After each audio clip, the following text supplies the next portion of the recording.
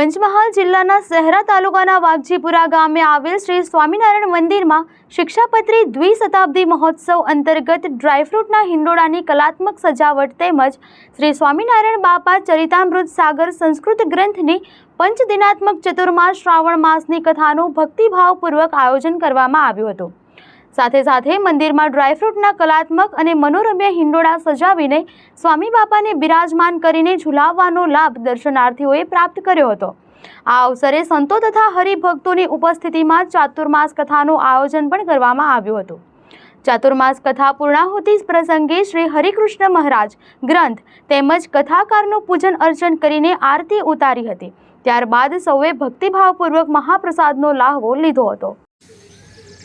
મણિનગર શ્રી સ્વામિનારાયણ ગાદી સંસ્થાન સંચાલિત શ્રી સ્વામિનારાયણ મંદિર ધાંધલપુરમાં આજે રક્ષાબંધનના પાવન અવસરે શ્રી સ્વામિનારાયણ ગાદીના આચાર્ય જ્ઞાન મહોદધિ પરમ પૂજ્ય આચાર્ય શ્રી જીતેન્દ્રિય પ્રિયદાસજી સ્વામીજી મહારાજની અનુજ્ઞાથી મહંત શ્રી યોગપ્રિયદાસજી સ્વામી વગેરે પૂજનીય સંતોના સાનિધ્યમાં છેલ્લા 3 દિવસથી શ્રી શિક્ષાપત્રી દ્વિશતાબ્દી મહોત્સવ અંતર્ગત ચાલતી શિક્ષાપત્રી પ્રદીપિકા ટીપો કહેતા કથાનું આજે સમાપન હતું, પૂર્ણાહુતિ હતી।